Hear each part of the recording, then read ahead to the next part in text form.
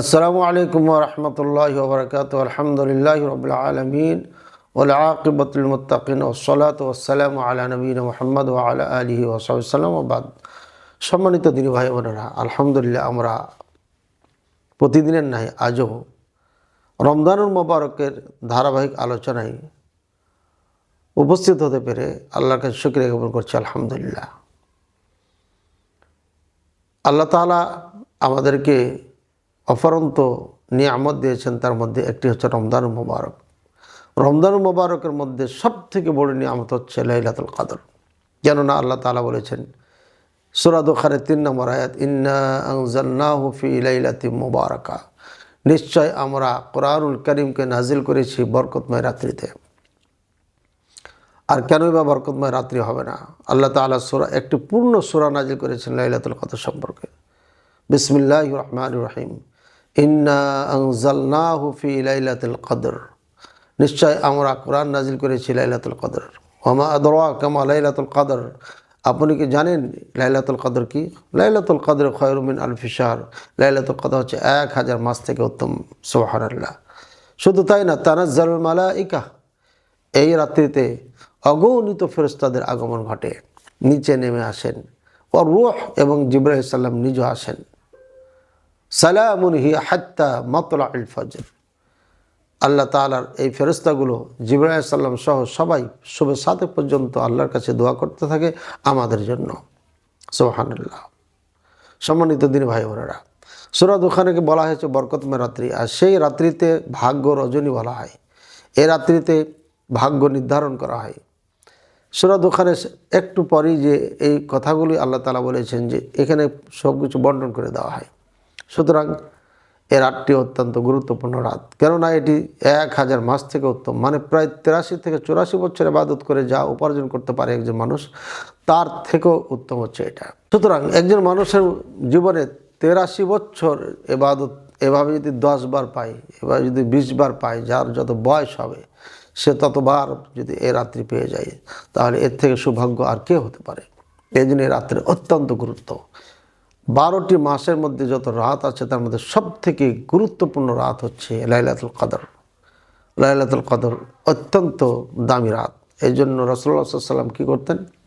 রাসূলুল্লাহ সাল্লাল্লাহু আলাইহি ওয়াসাল্লাম সহিহ মুসলিমে যে হাদিস রয়েছে, রাসূলুল্লাহ সাল্লাল্লাহু আলাইহি ওয়াসাল্লাম কী করতেন? কানা নবী সাল্লাল্লাহু আলাইহি ওয়াসাল্লাম ইযা দাখালা আশরু শাদ্দা মি'জারাহু ওয়া আহইয়া লাইলাহু ওয়া আয়কাযা আহলাহু। রাসূলুল্লাহ সাল্লাল্লাহু আলাইহি ওয়াসাল্লাম যখন এই মাস চলে আসতো, এই শেষ 10 যখন চলে, শেষ 10 যখন 10 দিন 10 রাত আসতো, শাদ্দা মি'জারাহু, শাদ্দা মি'জারাহু আই ইয়ানি ইয়াতাজিলুন নিসা। রাসূলুল্লাহ সাল্লাল্লাহু আলাইহি ওয়াসাল্লাম এই দিনগুলোতে স্ত্রীদের থেকে একদম বিচ্ছিন্ন হয়ে যেতেন, স্ত্রীদের আশপাশই যেতেন না।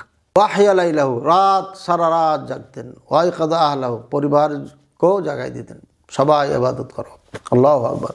একটি বাড়িতে নিজে, স্ত্রী, সন্তানাদি সবাই যদি ইবাদতে মশগুল থাকে সারা রাত, তাহলে পারে এই বাড়িটা কত সুন্দর এবং কত বরকতময় না হবে।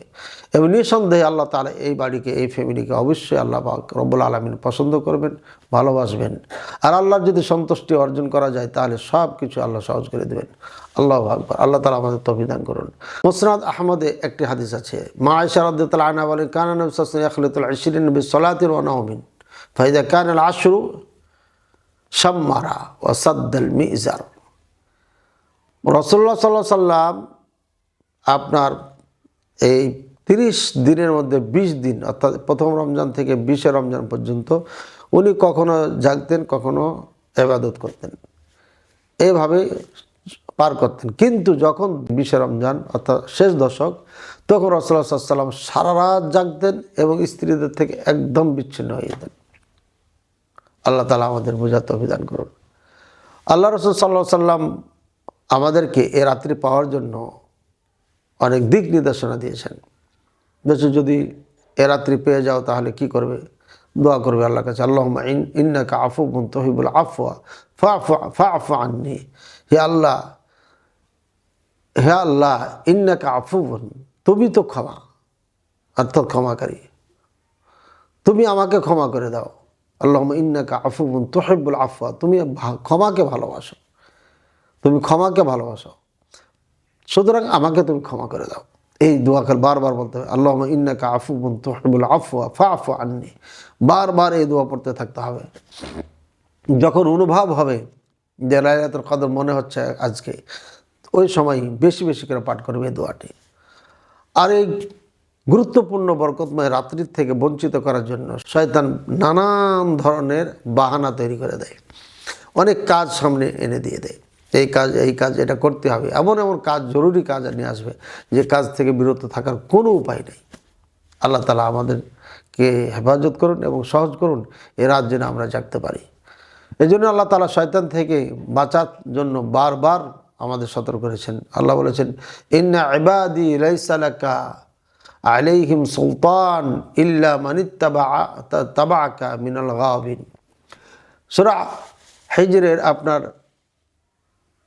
42 নম্বর আয়াত, আল্লাহ বলছে, ইন্না ইবাদি লাইসা লাকা আলাইহিম সুলতান, নিশ্চয় আমার যারা খাস বান্দা, খালিস বান্দা, সত্যিকারী যারা আমাকে আল্লাহ হিসাবে, রব হিসাবে মেনেছে, সত্যিকারী যারা আমাকে ভয় করে, এরপর উপরে তোমার কোনো কর্তৃত্ব থাকবে না।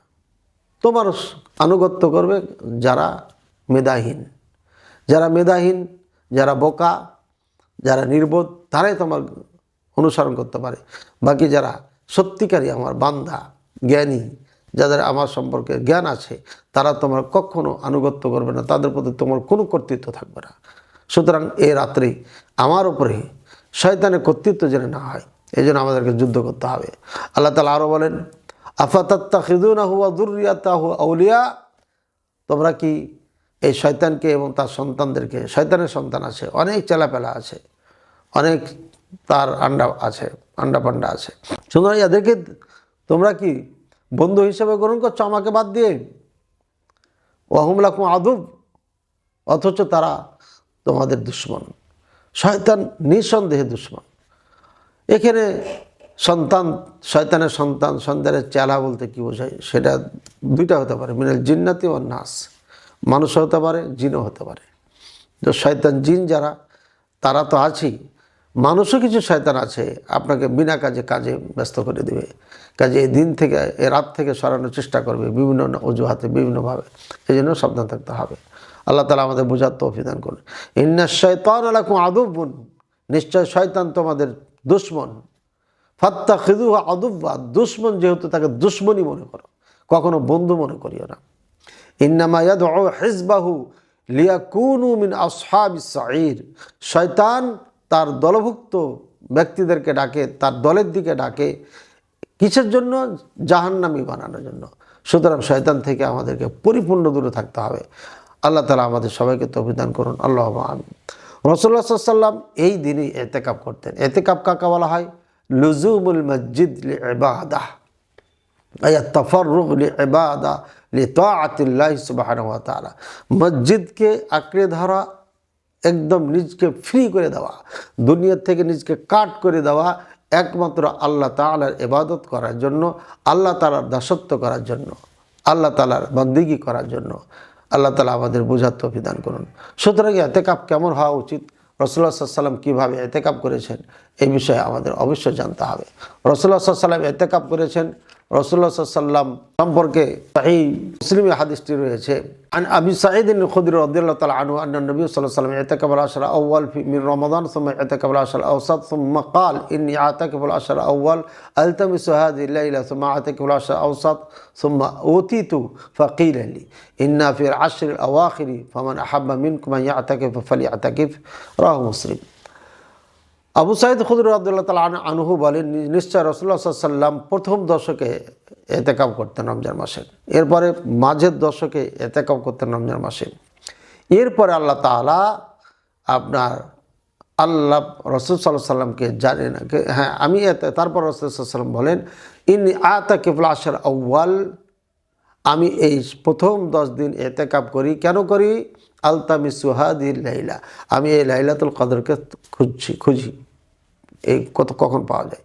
সুম্মা আ'তাকিফুল আশর আল-আওসাত, এরপরে মাঝের দশকে আমি ইতিকাফ করি। এরপরে সুম্মা উতিতু, এরপরে আমাকে দেওয়া হয়, ফাকিল আলী, আমাকে বলা হয়, ইন্নাহা ফিল আশরিল আওয়াখির, যেই লাইলাতুল কদর তুমি খুঁজছো মুহাম্মদ সাল্লাল্লাহু আলাইহি ওয়াসাল্লাম, এটা শেষ দশকে হয়। ফামান হাব্বা মিনকুম ইয়াতাকিফ ফালিয়াতাকিফ, সুতরাং তোমাদের যারা চায় যে এতেকাব করবো তারা যেন এতেকাব করে। এতেকাব কি? ওই যে বললাম, লুজুমুল মসজিদ লিতাফাররুগ লিতাআতিল্লাহি আযজা ওয়া জাল্লা, আল্লাহ তাআলার ইবাদতের জন্য নিজকে একদম ফ্রি করে মসজিদকে আঁকড়ে ধরা, এরা হচ্ছে এতেকাব। সুতরাং দুনিয়ার যত কিছু আছে সব কিছু পরিহার করে একমাত্র আল্লাহ সন্তুষ্টির জন্য এতেকাব করতে হবে। আল্লাহ রাসূল সাল্লাল্লাহু আলাইহি ওয়াসাল্লাম কখনই এতেকাবে ঢুকতেন? রাসূলুল্লাহ সাল্লাল্লাহু আলাইহি ওয়াসাল্লাম মাগরিবের সালাতে মসজিদে প্রবেশ করতেন। মাগরিবের সালাত পড়ার পরে বাড়ি উনি যেতেন না। কারণ নবী সাল্লাল্লাহু আলাইহি ওয়াসাল্লাম ইযা আরাদা ইয়াতাকিফা সাল্লাল ফজর সুম্মা দাখালা মুতাকাফাহু ফাস্তাযানাতহু আয়েশা ফাআযিনা লাহা ফাদুরিবাত লাহা খিবা। সহিহ হাদিস, রাসূলুল্লাহ সাল্লাল্লাহু আলাইহি ওয়াসাল্লাম সম্পর্কে মা আয়েশা রাদিয়াল্লাহু আনহা বলেন, রাসূলুল্লাহ সাল্লাল্লাহু আলাইহি ওয়াসাল্লাম ইতিকাফ করতেন যখন তিনি ফজরের সালাত পড়তেন। সালাত পড়ার পরে এরপরে উনি মতাকাফে প্রবেশ করতেন। মতাকাফ কি জিনিস? মতাকাফ বলা হয় যেখানে রাসূল সাল্লাল্লাহু আলাইহি ওয়াসাল্লাম খিমা তৈরি করে থাকতেন, যেখানে ইতিকাফ করবেন ওই জায়গাটাকে মতাকাফ বলা হয়। এর মানে কি বোঝা যাচ্ছে? রাসূলুল্লাহ সাল্লাল্লাহু আলাইহি ওয়াসাল্লাম তার খিমাতে মতাকাফে গেছেন কখন? ফজরের সালাত পড়ে। এর মানে উনি বাড়িতে ছিলেন সারা রাত? না, উনি মসজিদে ছিলেন। সারা রাত আল্লাহর ইবাদত করেছেন, যেহেতু সারা রাত জাগতেন উনি। সারা রাত ইবাদত করার পরে ফজরের সালাত পড়ার পরে ওনার ইতিকাফ করার জায়গাতে গেছেন। এখন সারাদিনে সেখানে রেস্ট করবেন এবং আল্লাহ ইবাদত করবেন। সুতরাং যারা ইতিকাফ করার ইচ্ছা করেছেন, মাগরিবের পর থেকে নিয়ে সূর্য অস্তে যাওয়ার পর থেকে খাওয়া দাওয়া, কাপড় চোপড়, যাবতীয় জিনিস যা প্রয়োজন আছে নিয়ে আপনার মসজিদে প্রবেশ করতে হবে। এটা হয়তো মাগরিবের সাথে সাথে প্রবেশ করতে পারেন, আর নাহলে মাগরিব সালাতের পরে এশার সালাতে প্রবেশ করবেন। এশার সালাত পড়ার পরে মসজিদে থেকে যাবেন, মসজিদ থেকে আসবেন না। সারা রাত ইবাদত করবেন, এরপরে আপনার বিছানায় দিনে যাবেন। এটা হচ্ছে সুন্নাহ। রাসূলুল্লাহ সাল্লাল্লাহু আলাইহি ওয়াসাল্লাম এভাবেই এই রাতগুলোকে পার করেছেন। মা আয়েশা রাদিয়াল্লাহু আনহা বলেন, রাসূলুল্লাহ সাল্লাল্লাহু আলাইহি ওয়াসাল্লাম যখন ইতিকাফ বসলেন তখন আমি অনুমতি চেয়েছিলাম যে আমি ইতিকাফ করব। অনুমতি দেওয়া হলো, তখন তিনি একটা খিমা তৈরি করলেন মসজিদে। এরপরে হাফসা রাদিয়াল্লাহু তাআলা আনহা তিনিও অনুমতি চাইলেন, ওনাকে অনুমতি দেওয়া হলো, তিনিও আবার খিমা তৈরি করলেন। এরপরে জাইনাব রাদিয়াল্লাহু তাআলা আনহা, তারও জন্য খিমা তৈরি করা হলো। একে একে কয়েকটা খিমা যখন হয়ে যায়, রাসূলুল্লাহ সাল্লাল্লাহু আলাইহি ওয়াসাল্লাম বলেন, যখন দেখলেন যে অনেকগুলো খিমা তৈরি করা হয়েছে এখানে জায়গা ইতিকাফ করার জন্য, এখানে মতো মসজিদ তো ছোট, যখন 3টা 4টা এভাবে খিমা দেখতে পেলেন উনি, অর্থাৎ মুতাকাফ তৈরি করা হয়েছে, জায়গা তৈরি করা হয়েছে, জায়গা নির্ধারণ করা হয়েছে, রাসূলুল্লাহ সাল্লাল্লাহু আলাইহি ওয়াসাল্লাম তখন বললেন, মা হাদা, এটা কি? তখন সাহাবায়ে কেরাম বললেন, হাদা বিনা ও আয়েশা, হাদা বিনা ও হাফসা, হাদা জাইনাব, এটা অমুকের, এটা অমুকের, এটা অমুকের, এটা মা আয়েশার, এটা হাফসার, এটা জাইনাব রাদিয়াল্লাহু তাআলা আনহুন্না। এরপরে বলছে, ওর ক্বালা নবী সাল্লাল্লাহু আলাইহি ওয়াসাল্লাম আরাদনা বিহাদা, এই দিয়ে কি তোমরা কল্যাণ মনে করছো, কল্যাণ চাচ্ছ? ইনজাউহা, এই সবগুলো উঠাও। ফালা আরাহা, এরপরে জেনে না দেখি। ফানুজিআত, সবগুলো উঠিয়ে নেওয়া হলো।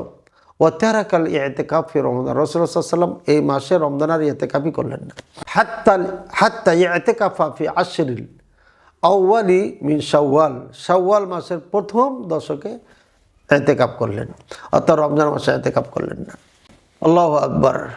বুখারী ও মুসলিমের মধ্যে এই বর্ণনাগুলো আছে। ইমাম আহমদ রাহিমাহুল্লাহ বলেছেন, লা আ'লাম মিন আহাদিন মিনাল উলামা খিলাফান আন্নাল ইতিকাফ মাসনুন। এই বর্ণনা দিয়ে এটা স্পষ্ট হয়ে গেছে যে ইতিকাফ করা সুন্নাহ, এটা ফরজ না, ওয়াজিব না। তাহলে বোঝা গেল কি, ইতিকাফ হুকুম হচ্ছে, 1 নম্বর জিনিস হুকুম হচ্ছে কি, এটা সুন্নাহ। ইতিকাফ কেন করব? একমাত্র লাইলাতুল কদরকে পাওয়ার জন্য। লাইলাতুল কদর কেন করব? একমাত্র আল্লাহ তাআলাকে সন্তুষ্টি করার জন্য। আল্লাহ তাআলা সন্তুষ্ট হয়ে গেলে তখন জান্নাত পেয়ে যাব, জাহান্নাম থেকে আমরা মুক্তি পাবো ইনশাআল্লাহ আল্লাহ। তাহলে ইতিকাফের উদ্দেশ্য মাত্র একটাই, সেটা হচ্ছে লাইলাতুল কদরকে পাওয়া। লাইলাতুল কদরকে কেন আমরা পাবো, এটা দরকার কি? এই জন্য যে এটা অত্যন্ত ফজিলতপূর্ণ রাত্রি এবং এই রাত্রি যাপনের মাধ্যমে আল্লাহর সান্নিধ্য অর্জন করব। এই জন্য আমাদের এই রাত্রি যাপন করতে হয়। রাসূলুল্লাহ সাল্লাল্লাহু আলাইহি ওয়াসাল্লাম মা আয়েশা রাদিয়াল্লাহু আনহাকে অনুমতি দিলেন মসজিদে খিমা করতে, হাফসা রাদিয়াল্লাহু আনহাকে, এরপরে জাইনাব ইত্যাদি ইত্যাদি। এরপরে ওনারা যখন বেশি খিমা হয়ে গেল তখন রাসূলুল্লাহ সাল্লাল্লাহু আলাইহি ওয়াসাল্লাম সবগুলো উঠিয়ে নিতে বললেন। এখান থেকে বোঝা যাচ্ছে নারী হোক পুরুষ হোক মসজিদেই ইতিকাফ করতে হবে, মসজিদের বাইরে ইতিকাফ করা যাবে না।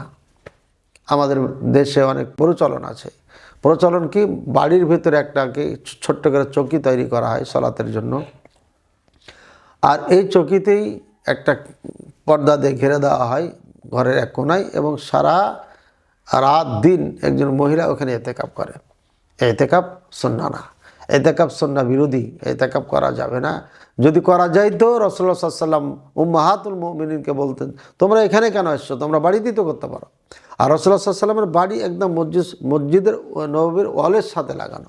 মসজিদে নববীর ওয়ালের সাথে লাগানো ঘরে, রুমে, বাসায় যদি আপনার ইতিকাফ না চলে, তাহলে পারে আমাদের বাড়িতে ঘরের কোনায় কিভাবে ইতিকাফ চলবে? নিঃসন্দেহে আমরা ভুল পথে চলছি। এটা ইতিকাফ এভাবে করা যাবে না। আল্লাহ তাআলা আমাদের বুঝার তৌফিক দান করেন। রাসূলুল্লাহ সাল্লাল্লাহু আলাইহি ওয়াসাল্লাম ইতিকাফ অবস্থায় ছিলাম, আমি মা আয়েশা রাদিয়াল্লাহু আনহা বলছেন, আমি দেখা করতে আসতাম, রাসূলুল্লাহ সাল্লাল্লাহু আলাইহি ওয়াসাল্লামের সঙ্গে দেখা করে কথা বলে আবার দাঁড়িয়ে যখন চলে যেতাম, তো রাসূলুল্লাহ সাল্লাল্লাহু আলাইহি ওয়াসাল্লাম আমার সাথে একটু এগিয়ে যেতেন, দাঁড়াইতেন। তো বুঝতে হবে রাসূলুল্লাহ সাল্লাল্লাহু আলাইহি ওয়াসাল্লাম কোথায় দাঁড়াইতেন, মসজিদের ভিতরেই, এটা বাইরে না। কেননা মা আয়েশা রাদিয়াল্লাহু আনহার গুরফা রুম যেটা ছিল একদম মসজিদের হলের সাথে, ওই রুম থেকেই রাসূলুল্লাহ সাল্লাল্লাহু আলাইহি ওয়াসাল্লাম মসজিদে আসতেন। তাহলে বোঝা যাচ্ছে রাসূলুল্লাহ সাল্লাল্লাহু আলাইহি ওয়াসাল্লাম বাড়ির ভিতরে যায়নি, মসজিদ থেকে যে খিমা আছে, এই খিমার থেকে যে যতটুকু স্পেস আছে মসজিদের, এই স্পেস পর্যন্ত উনি এগিয়ে দিয়েছেন, বাসায় পৌঁছায় দিয়েছেন। সুতরাং এতটুকু বোঝা যাচ্ছে অনুমতি আছে। অথবা এটাও হতে পারে যে আসহাবে সুফা যেখানে থাকতেন, যারা হজ করেছেন তারা জানেন, হয়তো মা আয়েশা রাদিয়াল্লাহু আনহা বাবুন নিসা দিয়ে এসেছেন, অর্থাৎ মহিলাদের গেট দিয়ে, আবার ওখান দিয়ে গেছেন, তো সেটাও মসজিদের অন্তর্ভুক্ত বলা যায়। সামান্য একটু আঙিনা আছে, এই আঙিনা পার করে রাসূলুল্লাহ সাল্লাল্লাহু আলাইহি ওয়াসাল্লামের বাড়িতে প্রবেশ করতেন। তো বোঝা যাচ্ছে যে মসজিদের আঙিনা পর্যন্ত, এ পর্যন্ত স্ত্রী বা কেউ যদি এমন যায় যাকে পথ এটুক এগিয়ে দেওয়া প্রয়োজন মনে করে করতে পারে, কিন্তু রাস্তাঘাট বাড়ি পর্যন্ত যেতে পারবে না। ইতিকাফ করতে হলে পারে কিছু শর্ত মেনে করতে হবে। এক নম্বর, মসজিদই থাকতে হবে, মসজিদের বাইরে যাওয়া যাবে না। তবে আমরা বর্ণনা করব কি কখন কখন আপনি যেতে পারবেন। দ্বিতীয় নম্বর, এখানে স্ত্রীর কাছে যাওয়া যাবে না। ওয়ালা তুবাশিরুহুন্না ওয়ানতুম আকিফুনা ফিল মাসাজিদ। আল্লাহ পাক রব্বুল আলামিন বলছেন, তোমরা স্ত্রীদের কাছে যাও না যখন তোমরা মসজিদে ইতিকাফে থাকবে। তাহলে বোঝা যাচ্ছে ইতিকাফ অবস্থায় মসজিদে নাকি স্ত্রীদের কাছে যাওয়া যাবে না। ইতিকাফ করার জন্য কিছু শর্ত আছে। শর্ত হচ্ছে মুসলিম হতে হবে, বালেগ হতে হবে, আকল হতে হবে, অর্থাৎ জ্ঞান থাকতে হবে, পাগল টাগল না, এবং এটা মসজিদে করতে হবে, এবং কিছু মাওয়ানের থেকে মুক্ত হতে হবে। মাওয়ানের তারপর কি, যেমন নারীদের ক্ষেত্রে তাদের মাসে যে সমস্যা আছে সেটা থেকে মুক্ত হতে হবে, অথবা বাচ্চা হয়েছে সেটা থেকে তাদের যে সময় আছে, ডেট আছে, এটা পার করতে হবে। এইসব বাধা যেগুলো আছে ইতিকাফের জন্য, মসজিদে থাকার জন্য, সেগুলো অতিক্রম করতে হবে। নারীদের মসজিদে ইতিকাফ করার জন্য নিঃসন্দেহে শর্ত, এক নম্বর শর্ত যেটা বলতে পারি আমরা, যে নিরাপত্তা এবং ফিতনার মুক্ত পরিবেশ হতে হবে। ফিতনা মুক্ত নিরাপদ যদি জায়গা হয় মসজিদ, তাহলে পরে সেখানে নারী ইতিকাফ করতে পারবে, এছাড়া করা যাবে না। তাদের বাড়িতে ইবাদত করা নিঃসন্দেহে উত্তম হবে। এখন কথা হলো, মা আয়েশা রাদিয়াল্লাহু তাআলা আনহা যখন রাসূলুল্লাহ সাল্লাল্লাহু আলাইহি ওয়াসাল্লামের কাছে দেখা করতে যেতেন, রাসূলুল্লাহ সাল্লাল্লাহু আলাইহি ওয়াসাল্লাম মাথা মোবারক বের করে দিতেন। বুখারীর হাদিস, ইখরিজ রাসাহু মিনাল মসজিদ, মসজিদ থেকে মাথা বের করে দিতেন। ওয়া হুয়া মুতাকিফুন, ইতিকাফ অবস্থায়, ফাগসিলুহু ওয়া আনা হায়দুন, আমি মাথাটা ধুয়ে দিতাম, আমি যদিও মাসে ছিলাম, অর্থাৎ মেন্স অবস্থায় ছিলাম। কানাত তুরাজ্জিলু রাসান নবী সাল্লাল্লাহু আলাইহি ওয়াসাল্লাম ওয়া হিয়া হায়দ ওয়া হুয়া মুতাকিফুন ফিল মসজিদ ওয়া হিয়া ফি হুজরাতিহা ইউনাবিলুহা রাসাহু। মা আয়েশা রাদিয়াল্লাহু তাআলা আনহা নিজের রুমেই থাকতেন, যেহেতু ওয়াল, মসজিদের ওয়াল, বাসার ওয়াল একটি। মা আয়েশা রাদিয়াল্লাহু তাআলা আনহা যখন আসতেন তখন রাসূলুল্লাহ সাল্লাল্লাহু আলাইহি ওয়াসাল্লাম মাথা বের করে দিতেন, মাথা মোবারক বের করে দিলে মা আয়েশা রাদিয়াল্লাহু আনহা চিরুনি করে দিতেন। মেন্স অবস্থায় মা আয়েশা রাদিয়াল্লাহু আনহা এই খিদমত করতেন।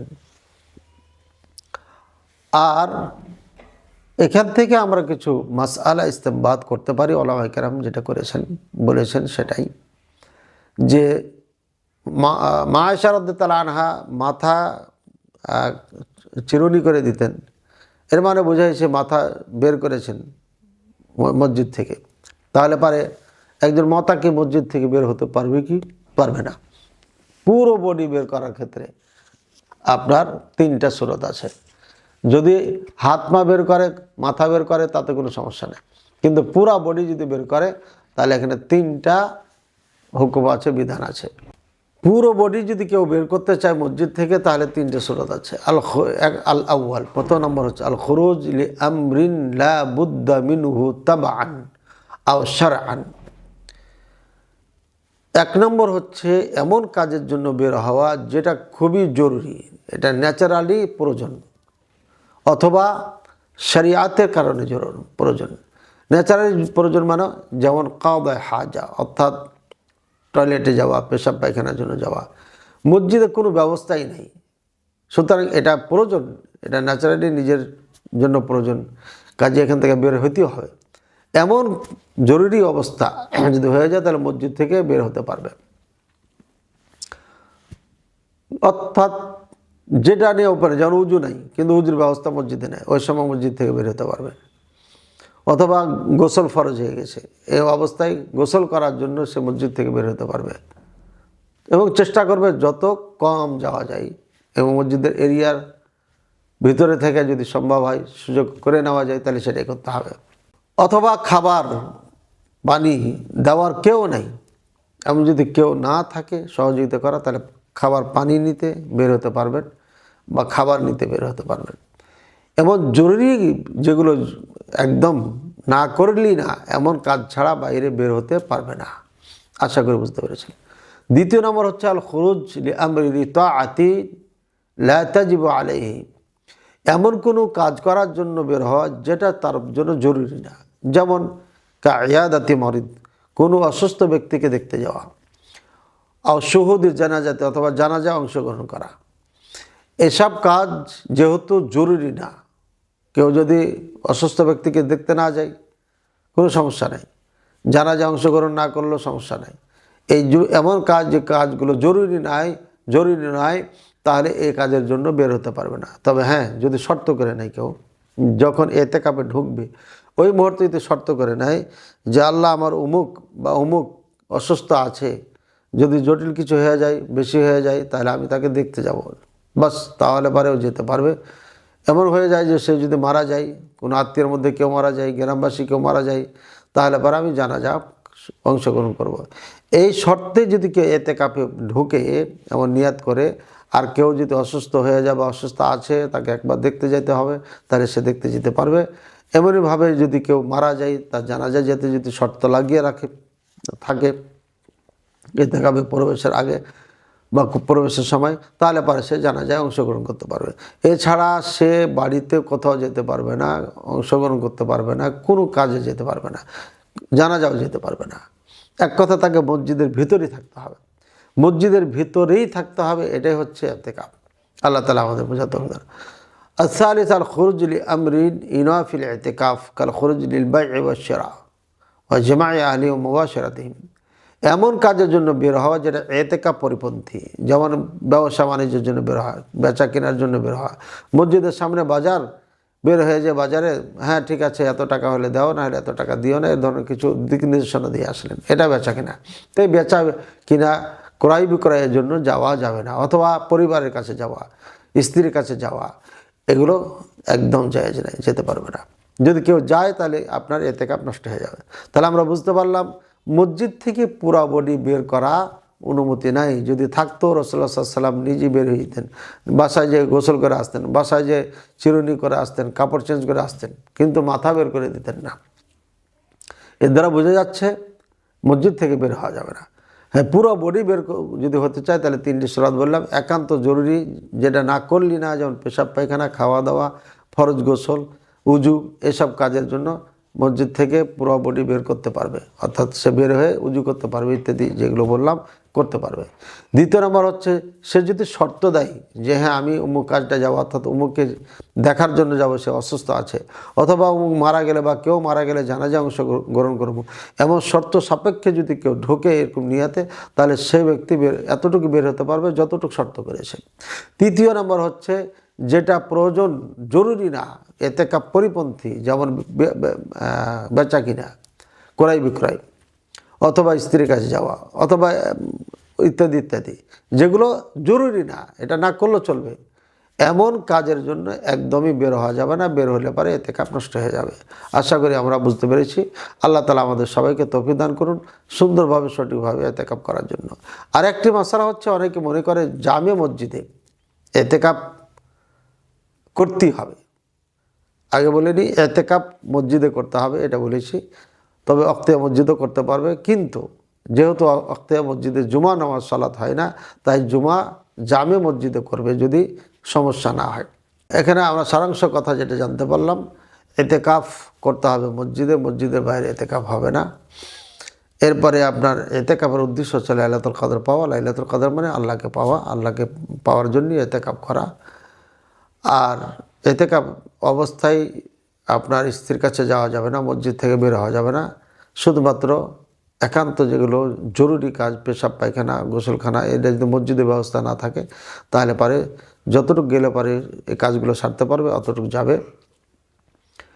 আর এভাবে যদি কেউ শর্ত করে যায় যে আমি অসুস্থ ব্যক্তিকে দেখতে যাব, অথবা জানাজা হলে জানাজায় যাব, তাহলে এই শর্ত সাপেক্ষে ঢুকলে পারবে, প্রবেশ করলে পারে সেও আপনি এটা করতে পারবে।